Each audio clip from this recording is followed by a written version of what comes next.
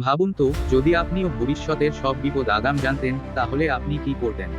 একটি কবর থেকে পাওয়া একটি রহস্যময়ী সংখ্যা ভরা চিঠি, আর তার সাথে লুকিয়ে থাকা পৃথিবী ধ্বংসের অশুভ সংকেত। আজ আমরা কথা বলবো এমন একটি সিনেমা নিয়ে, যা আপনাকে শেষ মুহূর্ত পর্যন্ত সাসপেন্সে রাখবে। আপনার জানা পৃথিবী এক মুহূর্তে বদলে যেতে পারে, এই প্রশ্নের উত্তর জানতেও শেষ পর্যন্ত সঙ্গে থাকুন। Estimates put the presumed dead at 81. 1959 সালে লুসিন্ডা নামের একটি অদ্ভুত স্বভাবের মেয়ে উইলিয়াম রস এলিমেন্টারি স্কুলে পড়ে। খেলাধুলার সময় হলেও সে অন্য বাচ্চাদের থেকে দূরে থাকে। তার শিক্ষক মিস টেইলর এসে খেলার সময় শেষ হওয়ার ঘোষণা দেন এবং লুসিন্ডাকে আলাদা করে ডেকে নিয়ে যেতে হয়। এরপর ক্লাসের সামনে মিস টেইলর ঘোষণা করেন যে পরের দিন স্কুলের আনুষ্ঠানিক উদ্বোধনী দিন। স্কুল তার উদ্বোধন উপলক্ষে একটি প্রতিযোগিতা আয়োজন করে, যেখানে ছাত্ররা তাদের ভবিষ্যৎ কল্পনা করে ছবি আঁকে। সব বাচ্চারাই আনন্দিত এবং বিভিন্ন কিছু আঁকতে শুরু করে। কিন্তু লুসিন্ডা এমব্রি যেন অন্য জগতে রয়েছে। সে তার কাগজে শুধু সংখ্যা লিখতে শুরু করে। শেষ সংখ্যা লেখার আগেই কাজের সময় শেষ হয়ে যায় এবং মিস টেইলর তার কাগজ সংগ্রহ করেন। ছবিগুলি একটি টাইম ক্যাপসুলে রাখা হয়, যা 50 বছর পরে খোলা হবে। পরের দিন উইলিয়াম রস এলিমেন্টারি স্কুলের উদ্বোধনী দিনে টাইম ক্যাপসুলটি মাটির নিচে পুঁতে রাখা হয়। অনুষ্ঠানের সময় মিস টেইলর খেয়াল করেন যে লুসিন্ডা কোথাও হারিয়ে গেছে। শিক্ষকরা তার নাম ধরে খোঁজাখুঁজি শুরু করেন। মিস টেইলর স্কুলের একটি সিঁড়ি বেয়ে নিচে যান এবং একটি দরজার পেছনে থেকে শব্দ শুনতে পান। দরজা খুলে দেখেন, ভয়ে কাঁপতে থাকা লুসিন্ডা তার হাতে রক্ত নিয়ে বসে আছে। দরজার ওপর আঙুল দিয়ে সে আগের দিন শেষ করতে না পারা সংখ্যা লিখে ফেলেছে। 50 বছর পর গল্প চলে আসে বর্তমান সময়ে। এক অ্যাস্ট্রোফিজিসিস্ট, জন, তার স্ত্রীকে হারিয়ে গভীর বিষণ্ণতায় ভুগছে। স্ত্রীর একটি আগুনের দুর্ঘটনায় মৃত্যু হয়েছে এবং জন জীবনের মানে খুঁজে পেতে হিমশিম খাচ্ছে। তার ছেলে ক্যালেব এই ট্র্যাজেডি কাটিয়ে উঠতে পারছে না। পরদিন ক্যালেবের স্কুলে সেই 50 বছর আগের টাইম ক্যাপসুলটি উন্মোচন করার ঘোষণা দেওয়া হয়। বর্তমান সময়ের প্রিন্সিপাল মঞ্চে এসে পুরনো শিক্ষিকা মিস টেইলরকে আমন্ত্রণ জানান টাইম ক্যাপসুলটি খোলার জন্য। ক্যাপসুল খোলা হয় এবং ছাত্রদের হাতে একটি করে খাম দেওয়া হয়। ক্যালেবের হাতে পড়ে লুসিন্ডার সেই চিঠি, যেখানে ছবি আঁকার বদলে শুধু সংখ্যা লেখা। ক্যালেব চিঠিটির দিকে তাকিয়ে থাকতে থাকতে হঠাৎ ফিসফিসানি আওয়াজ শুনতে শুরু করে এবং দূরে একজন মানুষকে দাঁড়িয়ে থাকতে দেখে। কিন্তু আবার তাকানোর পর দেখতে পায় সেখানে কেউ নেই। বাড়িতে ফিরে ক্যালেব তার বাবার কাছে একটি বন্ধুর বাড়িতে ঘুমানোর অনুমতি চায়।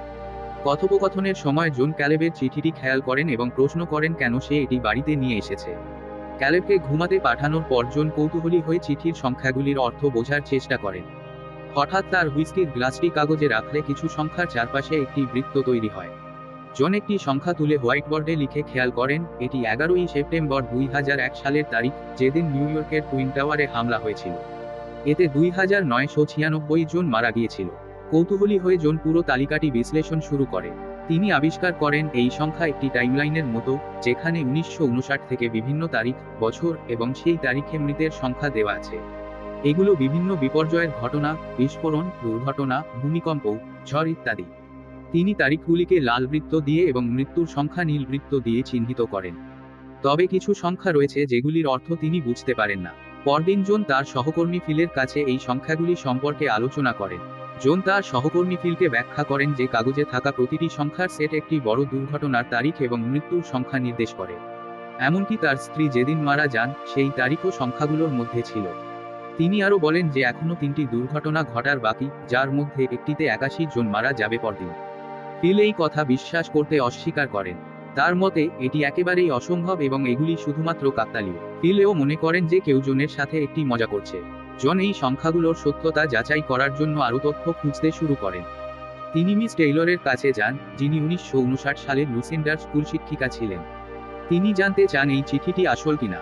মিস টেইলর নিশ্চিত করেন যে এটি আসল এবং তিনি জনকে জানান লুসিন্ডা কিভাবে টাইম ক্যাপসুল পোতার পর দরজার ওপর আঁচড় কেটে বাকি সংখ্যা লিখেছিল।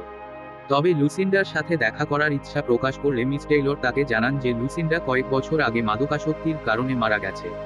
বাড়িতে জন কিছু পরিচিত ব্যক্তির সাথে যোগাযোগ করার চেষ্টা করছিলেন। ঠিক সেই সময় তার বাড়ির সামনে একটি গাড়ি এসে থামে।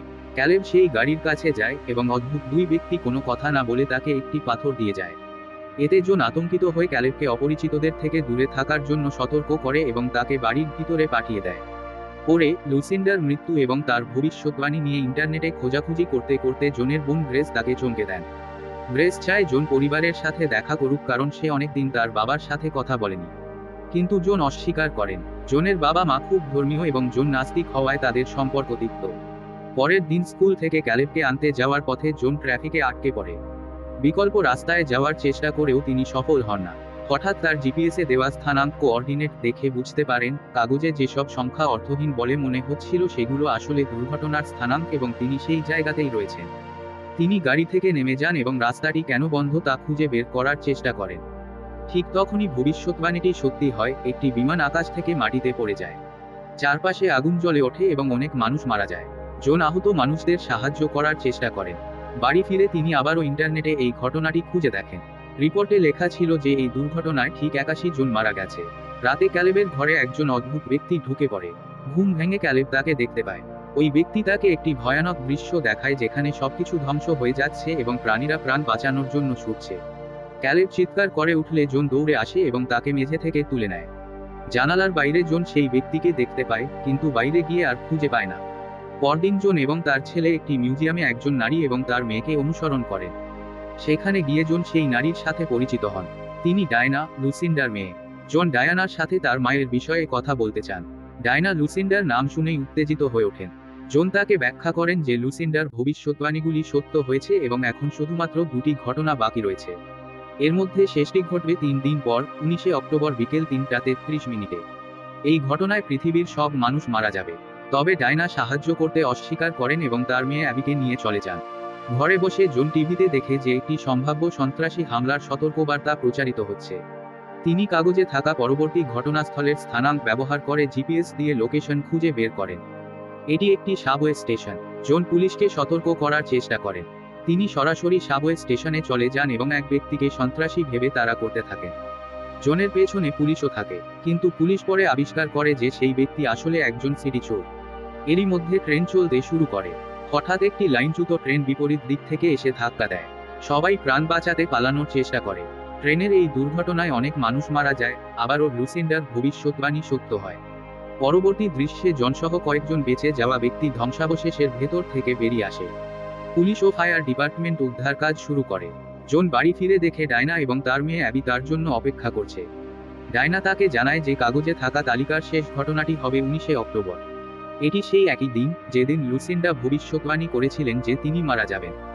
ডায়না শুরুতে এই বিষয়ে কথা বলতে চাননি কারণ তিনি জানার ভয় পেতেন যে কেউ কখন মারা যাবে। তবে এখন ডায়না সিদ্ধান্ত নেয় জনকে তার মায়ের পুরনো বাড়িতে নিয়ে যাওয়ার।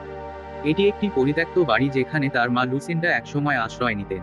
বাড়িতে পৌঁছে তারা বুঝতে পারে যে তালিকার শেষ সংখ্যা 33 নয়, বরং উল্টে লেখা ই, যা তারা একটি নামের সংক্ষিপ্ত রূপ মনে করে। জন লুসিন্ডার পুরনো ঘরে ঢুকে তার জিনিসপত্র খুঁজতে শুরু করেন।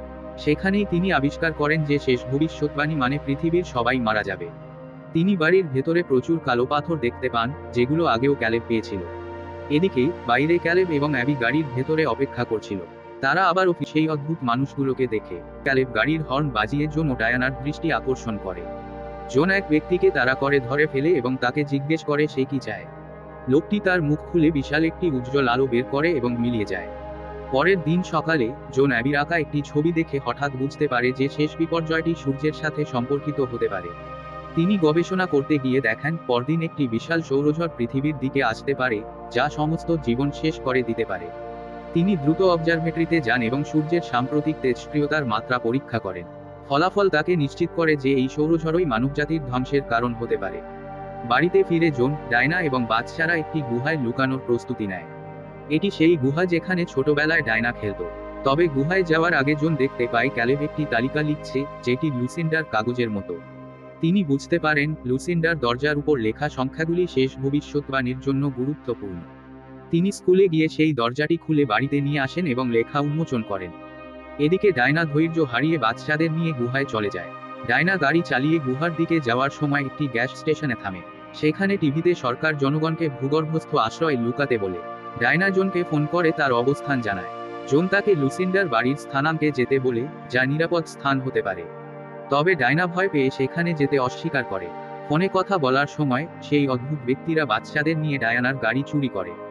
ডায়না আরেকটি গাড়ি চুরি করে তাদের তাড়া করতে গিয়ে একটি লরির সাথে ধাক্কা খেয়ে গাড়ির ভেতরেই মারা যায়। লুসিন্ডার ভবিষ্যৎবাণী অনুযায়ী এটি রাত ঠিক 12টায় ঘটে।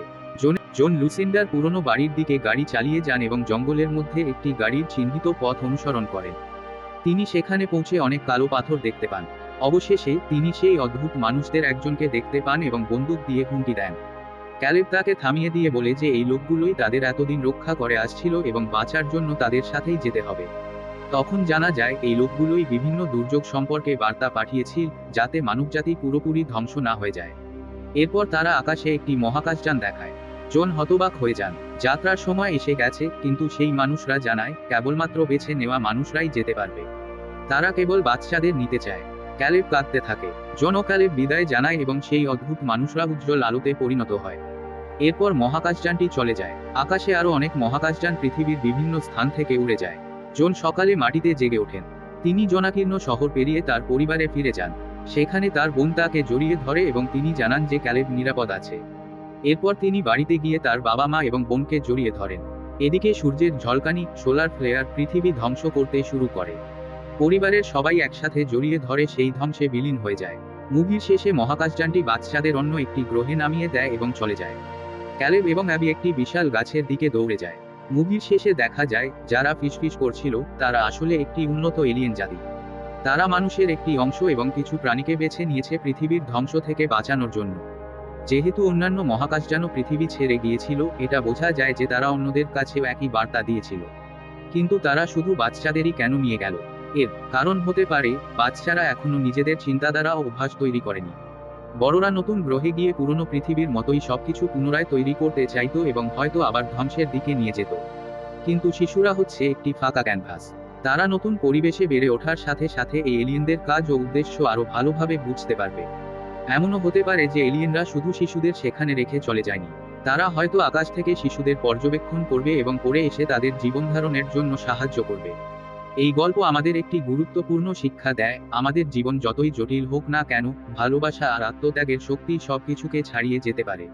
অতীতের ভুল থেকে শিক্ষা নিয়ে ভবিষ্যৎ গড়ে তোলাই আমাদের দায়িত্ব। তাই আসুন আজকের এই গল্প থেকে আমরা শিখি, সময়ের সঙ্গে সঙ্গে মানবতার প্রতি আমাদের দায়িত্ব কখনো ভুলি না। আপনারা কি মনে করেন এই গল্প থেকে আমরা আর কি শিখতে পারি? জানাতে ভুলবেন না। আবার দেখা হবে পরবর্তী গল্পে। এই ব্যাখ্যা আপনারা কেমন মনে করেন? আপনার মতামত কমেন্টে জানান এবং আরও এমন মুভি এক্সপ্লেনেশনের জন্য আমাদের চ্যানেল সাবস্ক্রাইব করুন।